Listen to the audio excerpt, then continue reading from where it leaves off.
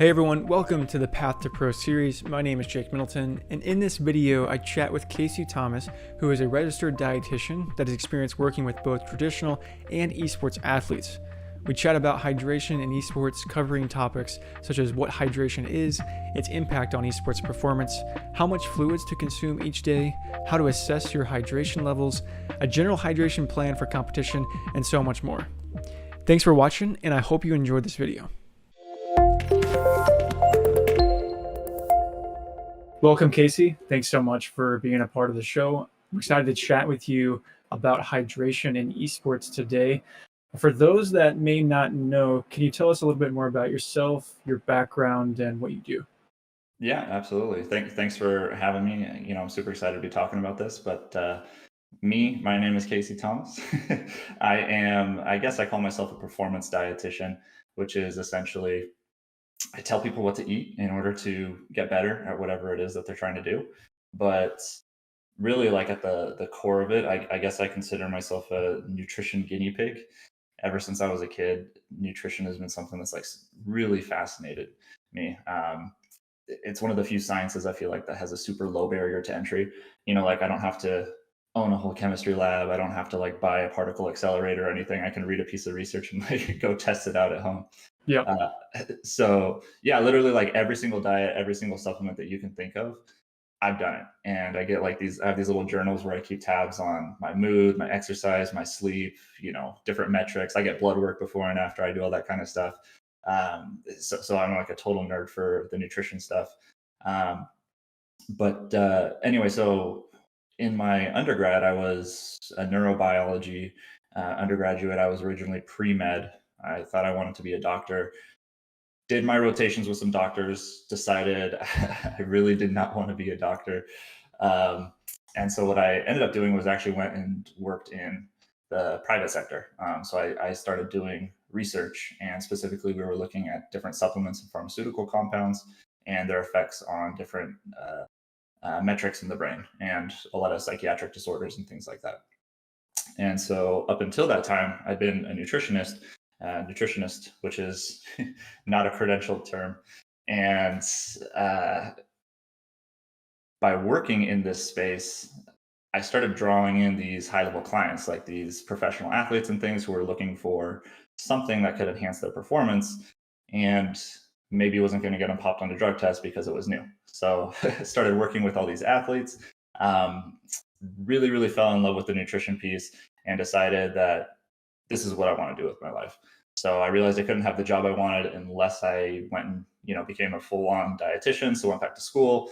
I actually did a thesis project in a team of professional esports athletes, which was really fun, and we investigated the effects of an energy drink beverage. I used to work with UCLA Athletics, where I got to help out a lot of their teams. Took home a couple championships, which was pretty fun. Um, I still work with a lot of pro athletes and a lot of Olympians. I have someone competing this weekend, so hopefully they do well. Um, but yeah, I've had a lot of success with that. And something that a lot of people don't understand, which really fascinates me, is that the difference between in these traditional sports, usually the difference between like first and second is something that's neurological based rather than physiological. And I've had a lot of success doing stuff to enhance the brain for these traditional athletes. And I've been able to similarly apply that more directly in esports. But me, myself, I'm like a bad gamer, and I grew up. The original Nintendo was my first system. I grew up playing like Mario and Zelda, the original Smash, all that kind of stuff. So it feels a little bit like home, kind of coming back to this and applying what I've learned there to this crowd of esports athletes who really cares about these mental metrics. that's awesome. That's awesome that you were a gamer, and this whole story you found out that you wanted to do your career in nutrition, and then now you're able to come back to gaming itself, and then provide all of the knowledge and the skills that you've learned over this time in traditional sports to the esports space. So I'm excited to ask you like a lot more questions around the practical side of things, because I think those listening, I think, will be very interested in that. Um, so to kick things off, my first question for you is, what does hydration mean, and why is it important for gamers when it comes to their performance and well-being? So yeah, great question. Hydration can actually mean a lot of different things depending on the field that you are investigating. But for us, for nutrition, basically what we're talking about when we say hydration is just the act of adding water to something. Um, the, for gamers and for humans in general, I really like just looking at the body, and the body will tell you what's important to it. So, like as an example, a lot of guys, they love doing bicep curls because they think it makes their arms look bigger. But the bicep is like, 2/3 the size of your tricep. And your body's telling you anatomically, this is the balance that we have set up. This is what we want to have. So you should try to keep this in a nice ratio. Your body is mostly water. Okay. There's a reason for that. It's because it's important. Your body thinks it's incredibly important. It's so important that literally every single cell in your body has some water in it. And every single process that occurs in water. It's the stuff of life. And literally everything that you can think of, any single chronic disease, any kind of illness, any kind of performance measure, any kind of health measure, longevity, mood, literally everything that you can possibly think of can be linked to water in some way or another, and your body's hydration status. So as far as more specifically though, we're talking about like gamers, right? Everybody's been told, yeah, the body's mostly water, right? It's like 60% water, something like that. But when you look, your brain is actually more water than that. Your brain is about 75% water, 75% water.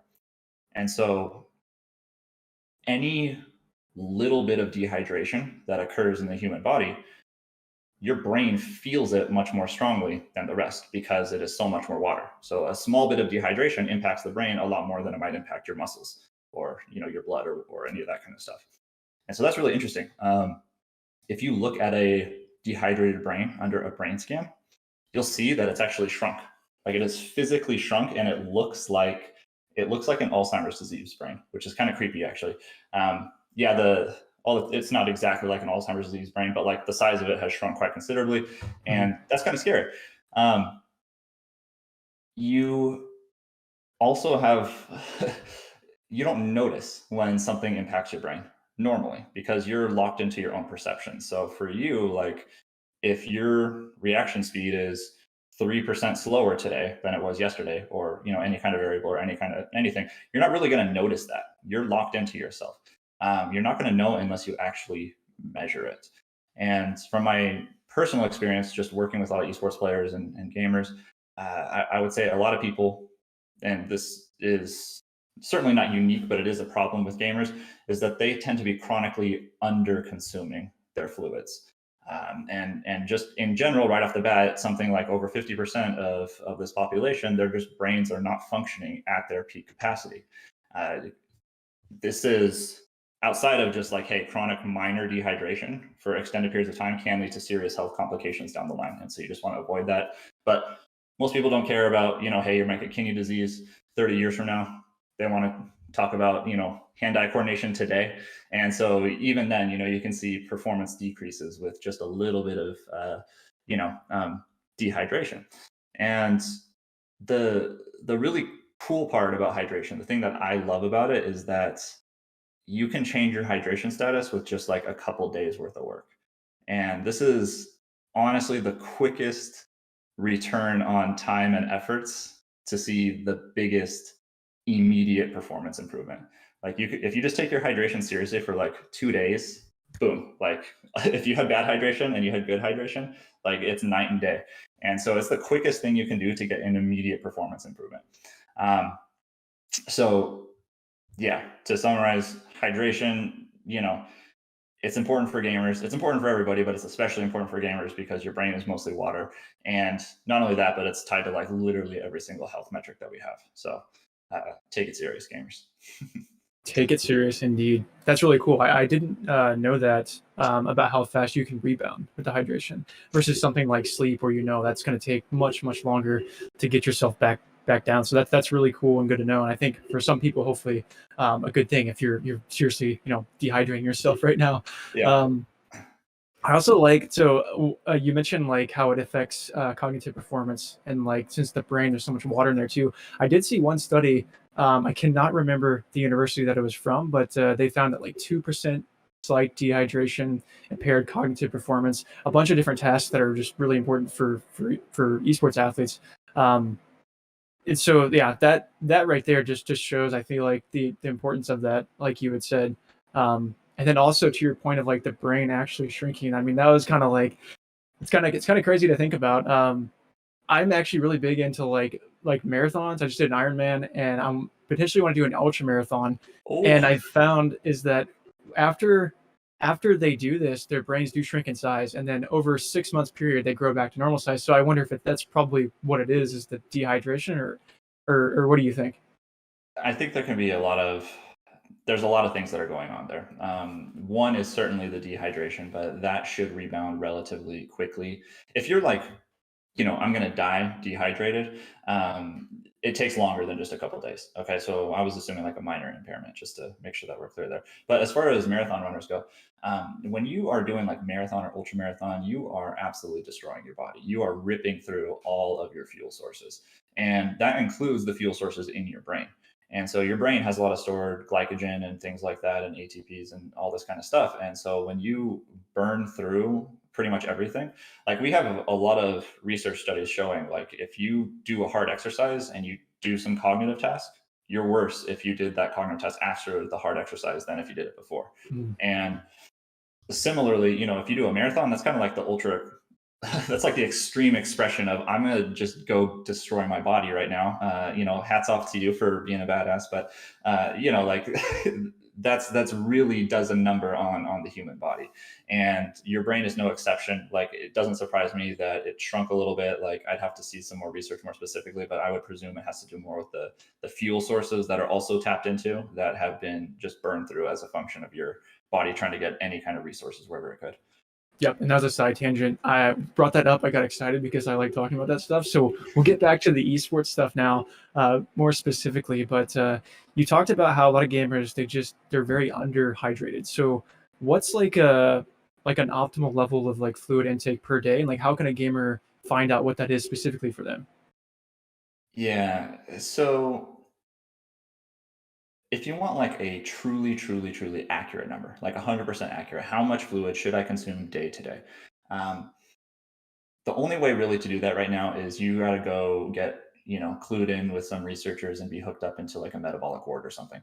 They'll measure like 100% of the fluids that enter your body. They'll measure like the temperature, they'll measure the humidity, how much fluids you're excreting, how much you're intaking. They'll measure your weight, they'll measure everything.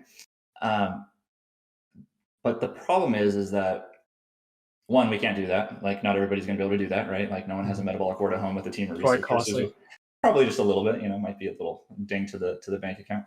Um, but really, the bigger issue here is that exercise is kind of futile to do that because your fluid needs are going to change so much based off of a lot of different factors.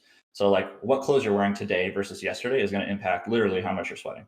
Just that one thing, right? The temperature is half a degree different. Okay, well, that's going to matter over the course of a 24-hour period, right? Just a half a degree difference. Humidity, that's going to change. Your stress levels. If you're female, your time of the month is going to impact this. Your mood, your physical activity patterns, the food you're eating. Unless you're eating a static diet where you're eating every single thing the same day in and day out, some foods have higher water content than others. So trying to determine how much fluid you really need in a day is kind of futile if you're trying to be like 100% on point with it. But some good general rules that you might be able to follow, because everyone listening to this hasn't died of dehydration yet, so they're doing all right. Like at least that much, right? They haven't died, so that's good. So you've protected yourself from that. Um, but I would say some good easy checks are like if you're constantly thirsty, you're not consuming enough fluid. Mhm. If your urine is brown, okay, that's a problem. That means you're not consuming That's the enough fluid, problem. right? Yeah. Yeah. If your urine is too clear, okay, that's actually can be a problem too. You can get something like hyponatremia, where if you're, and this is kind of becoming a bigger issue these days. I'm noticing is at least it's on the rise. It's not as common as being dehydrated, but I see people who take it too far. People love extremes, and so they're like, "Oh, I'm going to overhydrate. I'm going to drink 2 gallons of water every single day." And we actually have stories of universities and things who've killed people because they overhydrate them. They're like, it's a Mhm. dry campus. We can't do the booze hazing anymore. So now we feed them a bunch of water, and then they drink so much water that they die because their blood becomes too dilute. And that's happened. And so you don't want your blood to be too dilute and you don't want it to be too concentrated. So if your urine is pure crystal clear white, that's probably a sign that you're consuming a little bit too much fluid. There's also age. As you get older, your thirst cues are less reliable. So older people tend to not be able to, they don't really get thirsty at all, ever. Like they could be having brown urine and they wouldn't be thirsty. So age, genetics, those kind of things. Thirst is really not a good gauge. It's a gauge that you can, use, but it's not the best way.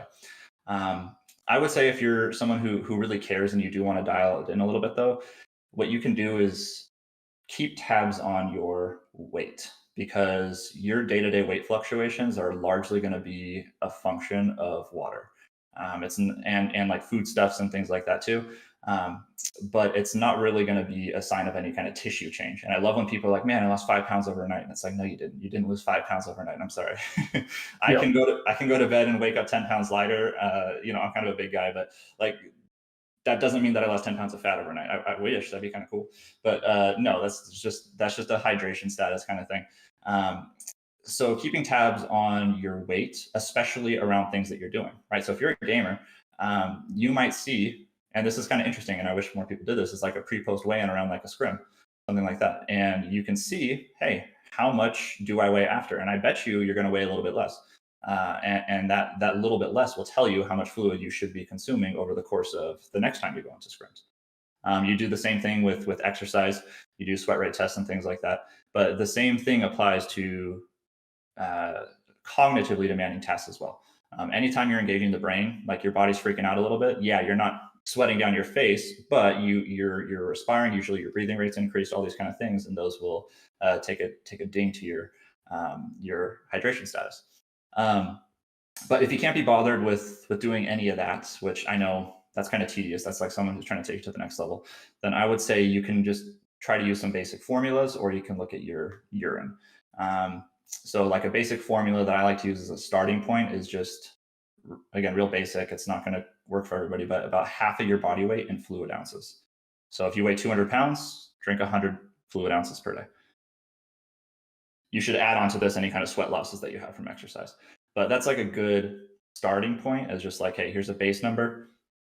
You probably don't want to be consuming any less than like 48 ounces in a day. Like if you're doing less than 48 ounces in a day, I would say you're doing a pretty poor job. But really making sure that you're doing at least that amount. But in general, so like, who cares about the formula? Who cares about the urine? Because the urine can also be kind of tricky. But most gamers are under consuming water. Most are. And if you know that you're not doing enough, what I would just say is literally, screw everything else I just said. Just start by drinking one more glass of water per day on top of whatever you're doing right now.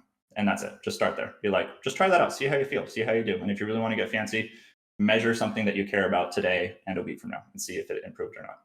And that will be kind of your gauge. And that's like the easiest way to do it. Just try drinking a glass of water. Water is probably the cheapest nutrient you can get your hands on. Like, I don't see why there's there's very low barrier to entry for this. Like, just do it. Just go drink an extra glass of water.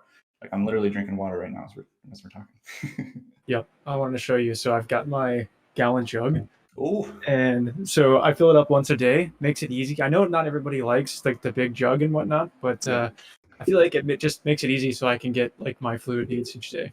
Does it have the little markers on it for time of day? It does, yeah. It's got the time of day, and then it's got and the ounces and milliliters. Oh, Jake, you're such a stud, man. Come on. That's what I'm talking about over there. $15 from Amazon. Yeah, that's what I'm talking about, man. Those things are gold. Like, those really keep you on track. I love it. But for any gamers out there, if you're interested, definitely getting one of those could potentially help you out. Oh yeah. I like how you brought up the sweat factor though, because like even anecdotally, like when I play, like if they're really intense games, like I find myself pitting a lot, or just sweating, hand sweating, things like that. So I would love to see a study that does look at that, pre post scrim, like what is the change, and then that could hopefully, I mean, of course, more research would need to be done, but giving some general recommendations for like what pre, during, post gaming hydration would look like. Yeah, hopefully fingers crossed on that. But like, so in terms of, we talked about like water mostly, is that the kind of the main fluid that gamers should be focusing with, or is it really any kind of fluids, or like are there certain fluids that they should probably avoid and stay away from? Yeah, I would say it's gonna depend on the situation, which is everybody's least favorite answer.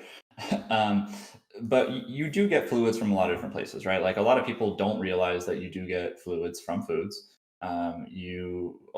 Pretty much every single natural food has a little bit of water in it. So there is some that's happening there. And then one that, maybe the savvy people are aware about that, but maybe they don't know this little doodad, which is we actually create quite a bit of water ourselves just by burning through our natural resources because we're essentially a giant combustion engine ourselves, which means we combust, our fuels, and the byproduct is carbon dioxide and water.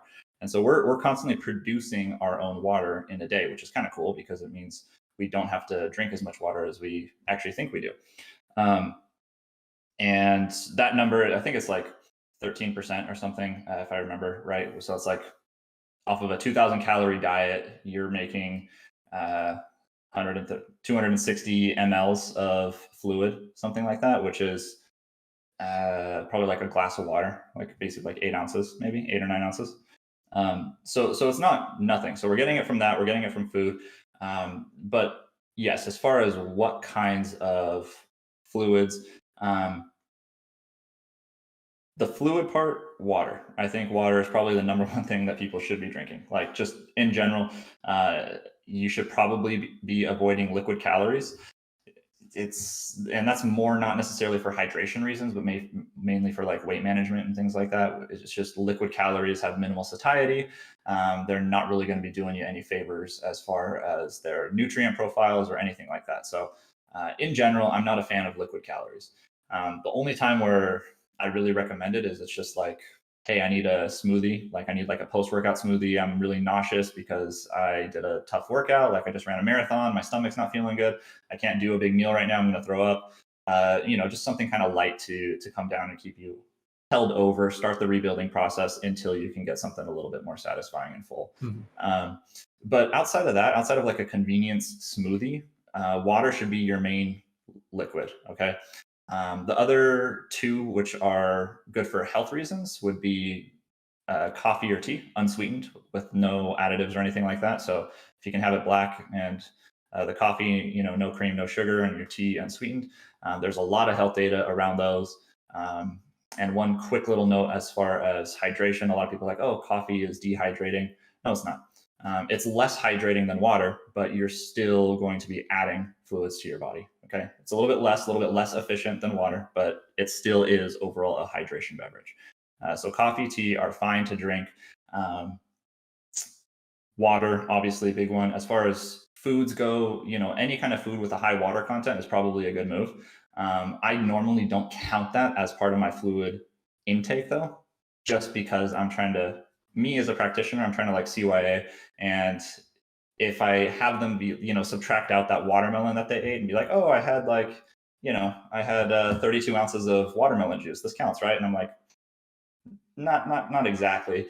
So yes, eat a lot of fruits and vegetables. They have a wonderful mix of minerals, micronutrients, electrolytes, all this kind of stuff. Like they're good for you.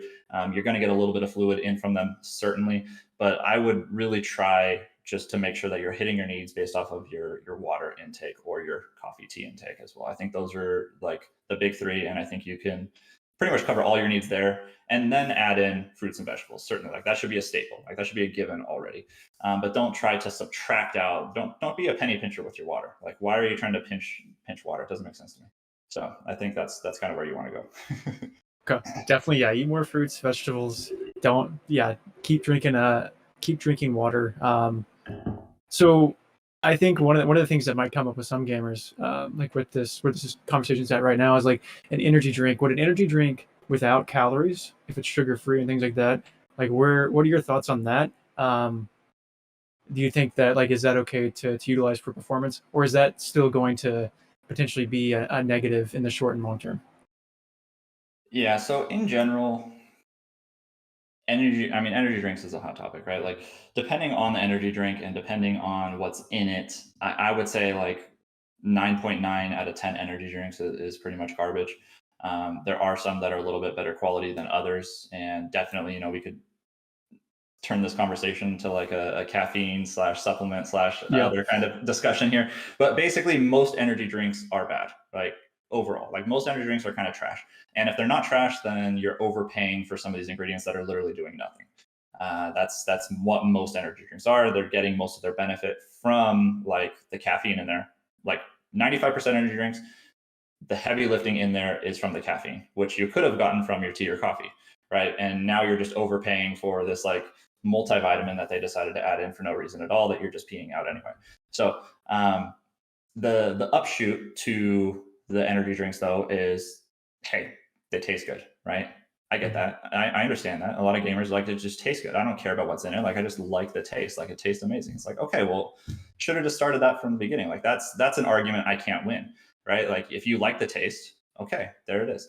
But as far as like from the science behind it, right? So like let's ignore the potential or lack thereof of the ergogenic properties of energy drinks, and we're purely looking at the hydrating properties of an energy drink. It can be a hydrating beverage. Okay, it is still going to provide you with fluids, and it's still going to add water to your body. So, from a purely hydration perspective, if I'm ignoring everything else, like the carbonation is like debatable. The stuff in it is debatable, but yes, it will add some fluids to your body. So, if you're really going for it, you can. But I think as a practitioner, there are a lot smarter ways to get what you want for cheaper, and I think if you can start making the move away from a lot of these like artificial sweeteners and those kind of flavorings and things like that, that will help you out in the long term. Because there's a lot of like nice flavors that you can build into beverages that doesn't require, like half a can of sucralose and stuff like that. And as far as those are concerned, they have a propensity to cause acutely, stomach issues and things like that. So, if you have a sensitive stomach and if that's compounded by it's game day and I'm nervous, right? Like it's game day, I got my adrenaline flowing, I'm nervous, like you're already probably have butterflies in your stomach, right? You add into that something that has a propensity for causing stomach issues, and you could have a bad time, right? Like maybe you're like, oh crap, I have to run to the bathroom, and in the middle of a game. That's not what you want. You don't want that. So I believe there are better options and there are better ways to flavor it. But that being said, like I don't have anything per se against artificial sweeteners. It's just at those key times around, like if we're talking game day, that's where we have to get a little bit more cautious with it. If it's like day to day and you're using like a 0-calorie beverage, you're using an energy drink in lieu of say like, a 2-liter soda from McDonald's, that's a great stepping stone, right? Like I'm happy that you cut out your sweet tea from McDonald's and now you're drinking this thing. Like that's actually a step up because that's going to help out with some other things. So it's going to depend on the situation. It's going to depend on the specific energy drink we're talking about. It's going to depend on how much carbonation is in there, or what are the other stuff that's in there. How much electrolytes did they add? That will change how hydrating it actually is or is not, and it's really hard to kind of pigeonhole. But if I have to give one answer, it's there's better hydrating sources than energy drinks. Gotcha. So yeah, the key is to try to get off of it if you can. Especially don't drink it around competition, and Yes. then probably if you do drink it during practice, you're still creating bad habits in maybe some ways. Okay. And then maybe for the recommendations, would you say like putting fruit in your water, things like that, just to kind of help with the taste? Yeah, I think,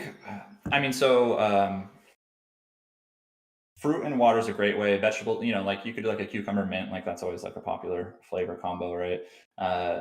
Any kind of like infused water is fine. And honestly, there's just so many different ways to flavor it. Like, I don't know, I feel like people could get a little bit more inventive with how they're flavoring their water. Because I have encountered people, like I knew another dietitian actually who straight up refused to drink water. Literally, he drank zero water in his daily diet. And that just like baffled me, but he was just like, I can't stand the taste of water. And so like he always was drinking diet sodas and things like that. And that was his pure source of hydration. And that drew me nuts because I'm like, this guy's a dietitian. What are you doing? Yeah. But like it can be done. Not, in my opinion, not healthily. But I think the closer to the natural flavors that you can get, the better off you're going to be for long term. Plus, the really nice upshoot of flavoring with like vegetables and fruits is that some of those micronutrients leach into the water a little bit, some of those electrolytes and all that stuff, and it makes it a little bit just a more nutritious beverage. Which, now instead of talking about purely hydration, we're talking about, hey, you're getting a little bit of free nutrients in there too, which is pretty sweet. So that's definitely a better move if we're comparing apples to apples. Okay. I'm glad you brought up electrolytes there. That's something I wanted to talk about as well. For a lot of gamers, they may not be totally familiar with electrolytes and like how that influences hydration. So why are electrolytes, I guess, important, and do they influence hydration for gamers and performance? Sure.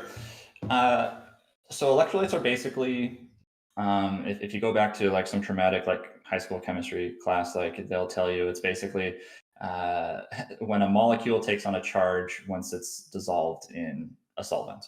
And so for us, our solvent is water. And as an example, salt is sodium chloride. When it's sitting on your desk or your table and it's like in the little salt crystals, that's like crystal form. That is not an electrolyte at that point. When you add it to the water, now that salt has become sodium with a plus charge and chloride with a minus charge, and now it is an electrolyte. So it's these charged particles. And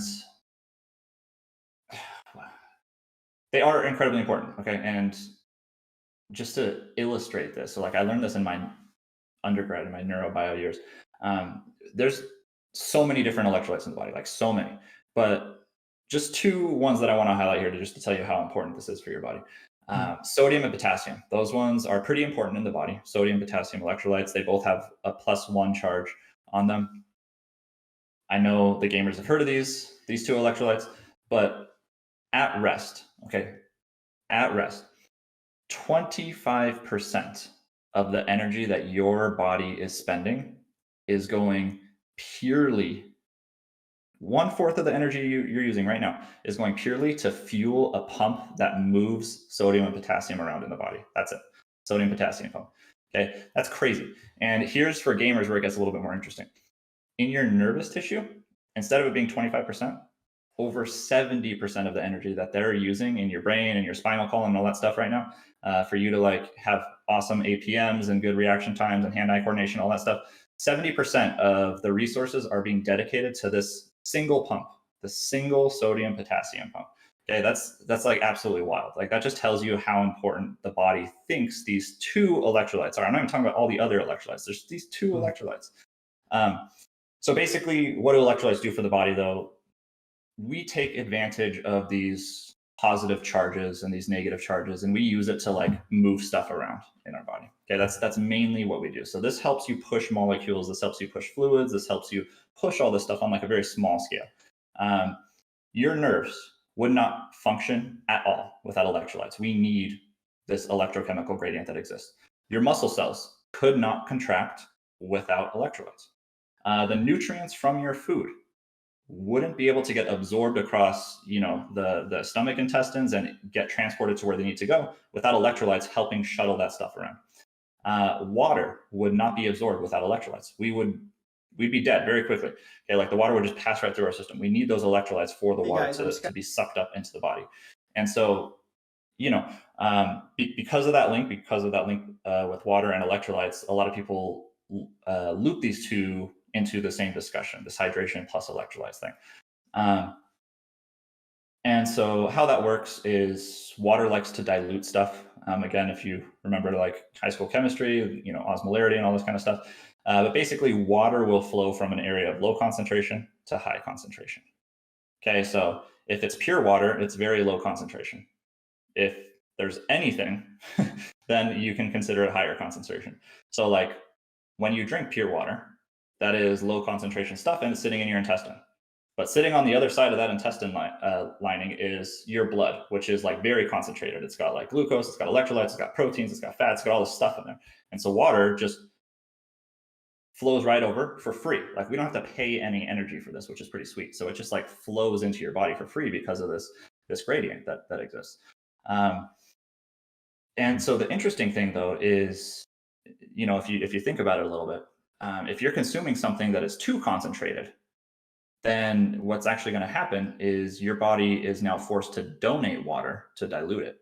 So if you consume like a soda pop or something like that, or if you consume, like a Pedialyte willy-nilly, what's actually going to happen is your body is now going to be donating water to dilute this down before it can then try to reabsorb it. But usually that causes some kind of stomach issues, that slows things down, and it causes a bunch of other problems. So you have to be really careful with what you're ingesting, as well as the concentration of the beverages that you are consuming. So um, getting back to your question, electrolytes are important for gamers. We have a base level of electrolytes that are needed in the day-to-day just to facilitate us being normal, healthy, functioning humans. Anytime you get a lab panel done, they will check your electrolyte status because it is that important. We can use electrolytes on our end and on my end as a practitioner. We can use electrolytes to strategically enhance hydration, which is nice. Okay, so if I really need to get water where it needs to go faster, we can use electrolytes in like specific ratios and things like that to do that, which is nice. But if you are missing out on any electrolytes as a gamer, right? Like let's say you're sodium or potassium deficient or something like that, your brain is not going to be firing how it should be. Okay. If you wanted awesome reaction speed, I'm sorry, you don't have it. Like that's it. Right. We have a lot of different electrolytes, like calcium's an electrolyte, magnesium's an electrolyte. We have sodium bicarbonate, we got chloride. These are like some of our big players here, but they're all pretty important, and you'll be getting them if you're eating a lot of fruits and vegetables, which we mentioned before. But in beverages, you can also, sometimes they're included there, right? Mm-hmm. But one thing, I know you asked me earlier, like what foods and fluids.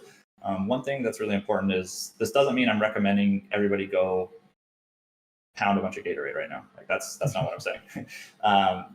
Those are actually not even designed for athletes any longer.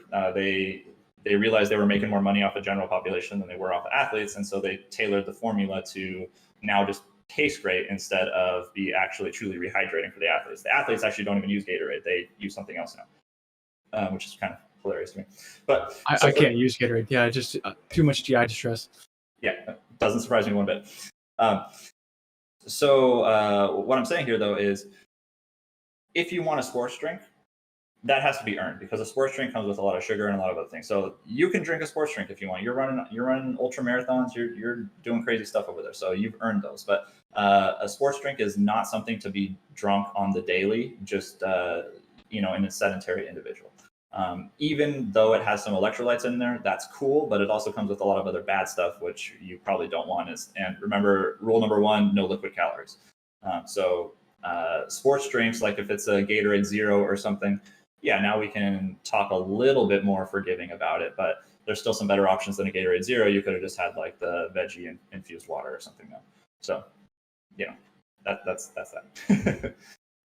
Cool. Sounds good. That was a lot of good information there. So I actually learned a lot too. So that's good. And I guess the next point, like what types of foods like would you recommend? I feel like I could answer this question for you. Definitely fruits and veggies, but like specifically just to make sure that like everyone is getting their adequate electrolyte levels. Or is it something you really don't even have to worry about as long as you're just eating a pretty well balanced diet? Honestly, as long as you're eating a pretty well balanced diet, it's not going to matter too much.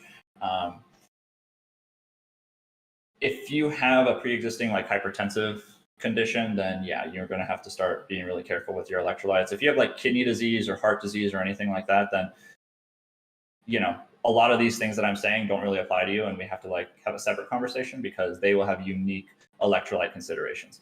But in a normal, healthy person, like almost nobody in the US is actually electrolyte deficient. Okay. It's kind of a big scam, which a lot of these sports drinks beverages have hyped up on, is just like, hey, everybody needs electrolytes, it's important and so on. But almost nobody is electrolyte deficient. Okay. Most of us are doing fine on our electrolytes, but that doesn't mean that me as a practitioner, we can still strategically use it to enhance hydration, which is good because hydration is very important, as we've established.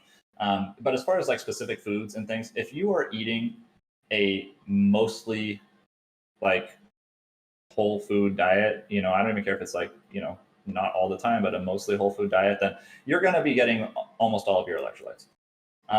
If you're following an overly restrictive diet for some reason, like if you decided, hey, I'm going to do keto, hey, I'm going to be a vegan, hey, I'm going to do, something where you eliminate entire like categories of foods, then you might start running into the issue of certain electrolyte deficiencies, which can be a problem and should be, carefully considered. Like, you should talk to a professional if you are following some kind of overly restrictive diet, because that's where you might run into problems. But if you have a somewhat okay diet, then you're going to be okay. And one, which is kind of funny, is because, if you're sweating a lot, you're getting rid of a lot of sodium, right? That makes sense. But most of the people who are eating unhealthy foods that comes with a lot of sodium, it's not the sodium that's making it unhealthy. That's just like more a flavor element that, the food chemists have come up with to trick your brain into loving these products. You're probably overeating sodium. Most people are overeating sodium. I would say potassium is one where a decent amount of people are not eating quite enough of that. One that is really important is our potassium comes from like fruits and vegetables, by the way. So, no surprise there. The one where a lot of people really are under eating in America is magnesium, though. Magnesium is like 40 or 50% of Americans are like actually somewhat deficient in magnesium. And that comes from our leafy greens. So eat your greens. There's some science behind that, that'll help out. And magnesium also has the side benefit of helping out with like sleep and other things. But magnesium is one that most Americans are missing out on. Potassium is another one. Calcium depends on your diet, right? Like, if you decide you're going to completely cut out everything that has calcium, all the dairy goodies and all that kind of stuff, then yes, your calcium could be running into some issues. But as far as foods go, most of our plant products will have you covered. Okay. So yes, eat your veggies. Eat your veggies, basically, which is like the super unsexy answer. It's funny because when we work with a lot of gamers, that's the one thing that they just don't really like to eat. So that's trying to get them to eat more plant-based foods. Yeah. So I'm interested to get your thoughts on like something I've been using a lot lately is chia seed water for hydration, particularly because of doing the marathons and things like that. Is this something you would recommend for like if you're gonna have like a long day of gaming that you could consume to help with hydration throughout the day? Okay, so before I answer, I know you do this, and I want to know like what started it, because I can't find any research on like chia seed water. I can only find research on like chia oil. So where did this start for you? So basically, yeah, I looked at the research too, and there really wasn't like any. And so where it came from was the book Born to Run. I don't know if you've I've heard probably of it, but heard I of it. haven't. I've heard of it, Yeah. but I haven't read it yet.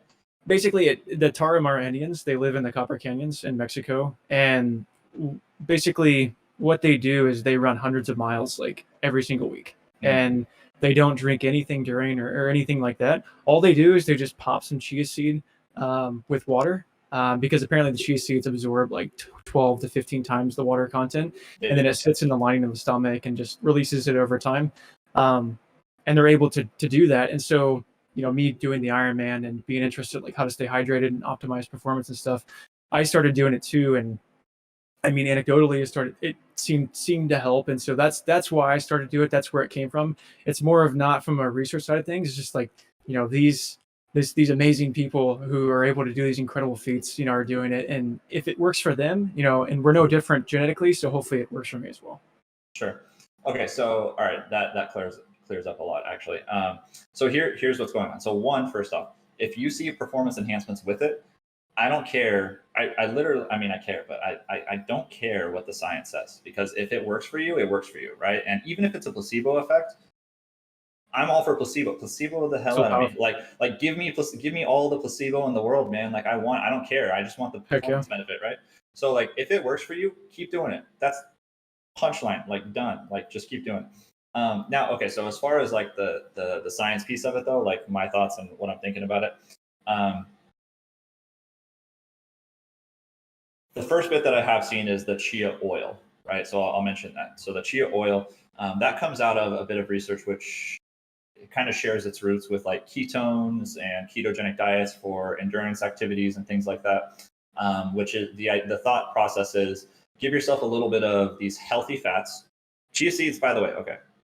Everybody should probably, could be eating chia seeds in their diet. They're a great source of like vitamins, minerals, fiber, protein, healthy fats, and especially healthy fats. Like gamers honestly are like really lacking in those in their diets. Like most of them, you know, protein, okay, carbs, okay, but healthy fats, they tend to be really lacking in. And chia seeds are a great source of healthy fats. So shout out to the chia seed, like the humble chia seed. It's doing some work. Okay, it's very nutrient packed. I'm a big fan. But okay, so the chia seed oil in water thing, which I know some runners tried to experiment with. The studies that I've seen with that, they basically show same results as the ketone crowd, which is essentially equivocal. Like no benefits, no detriments. It's just it is what it is. But you didn't see any greater fat oxidation rates as a function of it. Or you might have seen greater fat oxidation rates, but it didn't translate into better performance. So it's you know, one or the other of those situations. Or people saw increase in GI issues, which is where I get associated with it, because with traditional athletes, and I recommend this with gamers too, is to limit as much as possible fat and fiber consumption before the big game. Okay, and chia seeds are loaded with both of those, both fat and fiber, and so because of that, that has a propensity for causing upset stomach and things like that. And so, you know, officially, like to my athletes, like if I didn't know them at all, I would say don't do chia seed water because it's got fat and fiber in it. And you're probably, you know, I don't know if you will or will not, but there's a risk that it could cause you to have GI issues. So I'm going to say, why don't we just have a glass of water instead? That would be my professional recommendation, is don't do it. It's got high fat and fiber. Now, after competition, high fat, high fiber, go for it. You need it. You need all those things, especially gamers, those healthy fats, you need it. So the reason why it works for those guys, though, and those people who are running hundreds of miles and all that kind of stuff, is because when they're out there, they're a lot of water is being lost inadvertently from the body that they don't want to get lost from the body. But like they're just sitting there and they're breathing like it's very dry. They're in the desert. They're losing a lot of water, and it's really hard to hold on to water. And so at the same time, though, you can't be carrying around like 20 gallons of water to help you out, right? Like it's also impractical to be doing that because that's going to slow you down. And so what they're doing, which is actually really smart, is they have a time release where it's like, here's a little safe. It's going to protect my water. It's going to hold on to my little waters, and it's going to slowly filter into my body. And so I'm not going to accidentally lose it when I'm asleep just by breathing, right? So it's like a little safe for your water, and it's protecting them, and it's helping them stay hydrated over the duration of what they're doing, rather than being like an acute, true hydrator at the time. It's like, this is helping you over the duration of this, and it's helping with your, I forget what it's called, like transient water loss or something. What's the word? I don't know. Anyway, so it's helping out with that. It's like a little safe for water, which is really cool. So it's a really smart thing that they landed on. And for you, you know, if you're not, I know endurance athletes, like every single ounce of extra weight is a nightmare. And so if you can be more efficient with it and it's more slow release, that makes sense for that purpose.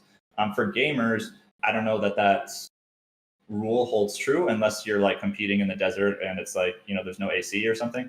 A gamer shouldn't run into an issue where they are truly getting like super dehydrated. There are reasons to drink fluids during competitions, but it's not because, you know, you're at risk of like heat stroke. It's a little bit different situation. So different mechanisms. And if it's going to cause them GI issues, I mean, so at the end of the day, though, it's simply this. It's like, experiment with it. It's very easy, right? Like go buy a bag of chia seeds. It's going to cost you like $5. Try it out. If you like it, great. If you don't like it, it causes some stomach issues, don't do it. Like, and you can learn that pretty quick and easy for yourself, which I like. So those are kind of my thoughts on that, particularly for gamers and for endurance athletes. That makes sense. And that's a good segue to the next question here of like, what would you recommend for like a general hydration plan? So like before, during, after gaming. So like, yeah, chia seeds, water, you probably don't need that because you have the ability to drink water and fluids throughout gaming. But like, what would you recommend, knowing this is just general, and like, of course, if you're working with a client, it would be individualized to them. But what would your recommendations be for that? Yeah. So like, let's say it's game day, right? All right. So we'll walk through an imaginary game day. So you wake up, you should probably have a glass or two of water when you first wake up, right off the bat. About about 4 hours before competition, you'll probably want to have, again, I'm throwing some static numbers here, but probably in the range of about 16 to 24 ounces, about 4 hours before competition. After that, you want to check your urine and see, you use the bathroom and you want to see how concentrated is my urine. Is it concentrated or is it, nice and clear? Like where on the spectrum am I? Okay. And if you don't use the bathroom, then you probably, move on to the next step, which I'm about to get to, because it just means you haven't consumed enough. But so you check your urine, and if it's still concentrated, then you drink another 8 to 12 ounces of water. Okay. And then from there, now we're approaching competition setting. So you don't want to have like a gallon right before competition, right? Like you notice we started out 16 to 24, we went 8 to 12 as we got closer, and now we're like right before competition. Part of the reason is you don't want to have to run to the bathroom 10 times. You don't want to have that be a distractor, right? Like, so you don't want to drink like a gallon right before you go out. So you need to be smart about this. So now we're at competition, and basically what you can do is drink almost ad lib, but you should be consuming some sort of fluid during competition. There's a lot of data to show that when you're drinking fluids, it boosts your cognitive performance acutely. Like this like applies to academics and all sorts of stuff, which is really cool. Like people who drink water during an exam, they score like a full letter grade better than people who don't. Don't know why, but they do. It's pretty cool. So I think it has something to do with the fact that like when you're drinking fluids, it makes you feel relaxed and like, so you can focus a little bit better, that kind of stuff. I'm gonna try some. Let's drink some water, cheers. So anyway, so I would say though, if you're looking for like a general target, it depends on how long your competition is, but 8 ounces per hour-ish is not a bad target. If you're looking for that, which is just like, have a glass of water essentially like every hour, or like in between, like if you're doing like a best of 5 and, each game's an hour or something like that, have a glass of water in between. Listen to yourself a little bit though. Like if you're like, man, if I have too much more of this and I'm going to have to run to the bathroom, I'm going to be distracting, then you don't have to drink a lot, right? Like you can sip on it throughout. But make sure you are having something during competition. That's the punchline, something, okay? After competition, you should replenish any fluids lost. And generally, so like, let's say you did a pre-post weigh-in, you want to have consumed anywhere from about 125 to 150% of the fluid that you lost over the course of that time frame. So like, let's say you, for whatever reason, let's say you sweat out 2 pounds of fluid, right? You sweat out 2 pounds of fluid over the course of your activity, and you're 2 pounds lighter, then now you want to be drinking, what is that, like 2.5 pounds on the back end, something like that. So, I mean, that's a lot. That's a big number. 1 was probably easier. Probably should have said sweat out 1 pound, and then you're going to be drinking, 1.25 to 1.5 pounds of fluid. And then every pound of fluid is 16 fluid ounces. You can, I don't know how to convert that to mLs or liters, but you can do that if you want to. And then after you do that, so after you have your immediate, post, hey, because normally, like you're doing like a little bit of a debrief, or, you might do, like if you have a second day of competition, you might do some reviews or something like that. So you want to make sure that your brain is in tip-top shape, right? So you want to recover all of those fluids. You really do. If that's it for the day and you're like, hey, I'm gonna go party, we won the World Cup, whatever, like congrats, like awesome, good for you. But I would still encourage you to get that fluid on the back end. And then for the rest of the day, just follow like your normal daily guidelines, which is, your urine should be a light yellow. Maybe you follow the half of your body weight in fluid ounces rule, those kind of things. But that would be like a pretty standard plan that I would go with. Okay, that's fantastic.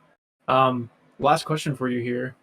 So like any aspiring professional players that are listening, or really any gamers in general, like what are some like tips that you would reiterate that we've, I guess, already talked about, or like anything that we haven't talked about when it comes to hydration and performance?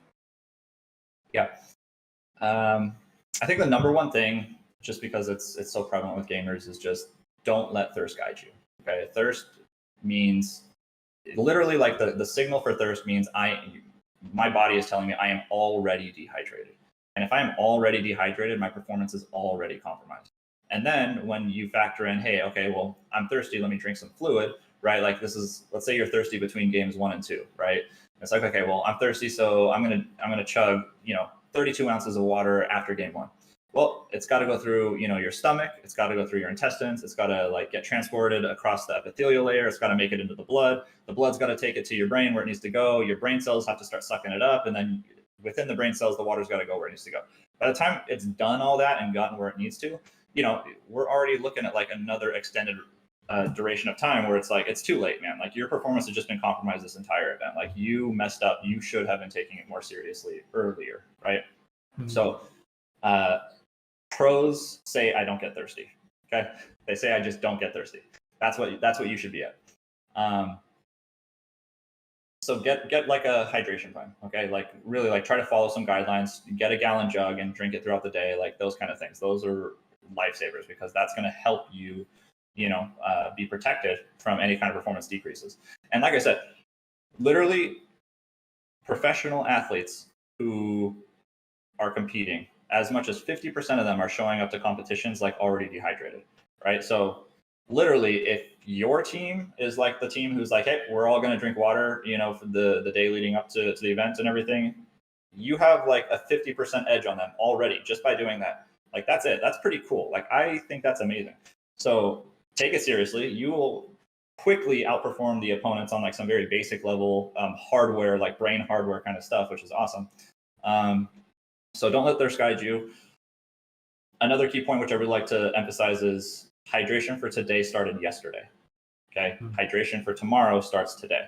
So if you decided it's game day, I'm going to take it serious, but yesterday you were out partying with the boys, no, you messed up. Like that's too bad. I'm sorry, the other team who took it seriously, they have the performance edge on you now, right?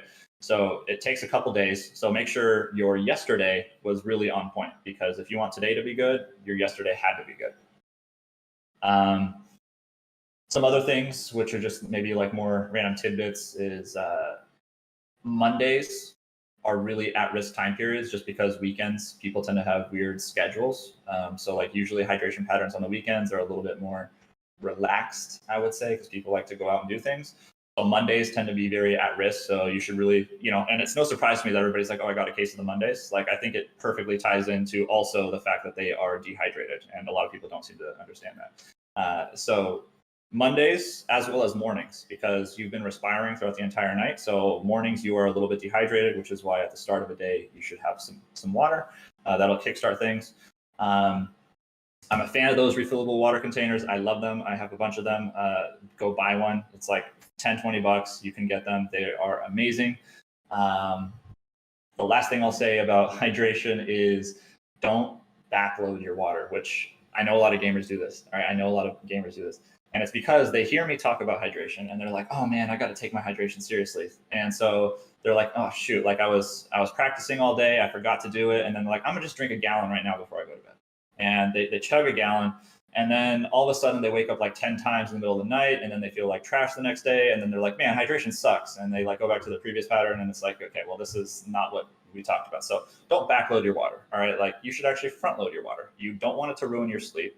Sleep is amazing and probably more important than any kind of nutrition advice I can give you, any kind of like exercise advice anybody can give you. Like if your sleep is messed up, I'm sorry, like you can't compete. Like you have to have sleep serious. So don't let your hydration practices interfere with your sleep, and front load your water in a day. So like 40 to 60% of your water, like, I don't know, more than half your water. So like 60-ish% of your water should be in the front half of your day, and then like 40% in the back half. And don't put it all right before you go to bed. Yeah, I think those are the big ones. But basically, like, water is the stuff of life. Take it serious, and it will seriously help you out. That's fantastic. There's so much good information right there. I've learned so much. So for those that have been listening, I hope you have learned some good things as well that you can implement into your training for your performance. Thank you, Casey, so much for having this chat and sharing your thoughts. Where can people find you at online? All right, so I just created a Twitter, and it's like off. It's kind of trying. It's at Casey Thomas RD. So there's that, and I'm trying to get posts and things, but I'm really bad at social media. So if anybody can help me out with that, I would love some help. But the best way, okay, so the real best way to get in touch with me right now while I'm still figuring this stuff out is if you just email me. So my email is caseythomasrd@gmail.com. I try to be as responsive as I can. I love talking to people who are interested in nutrition stuff. I also have a like a Discord, which you can join it if you hop on my website, which is gamerdiet.gg. So if you go there, you can pop in the Discord, and then you can also ask me questions through there. So those are some ones, but yeah, email or the Discord are probably the best routes. Awesome. Thanks so much. Cheers, Casey. Had a good time. Thanks. I hope you all enjoyed this video. Big thanks to Casey for the conversation around hydration and esports, and thanks again to all of you for watching.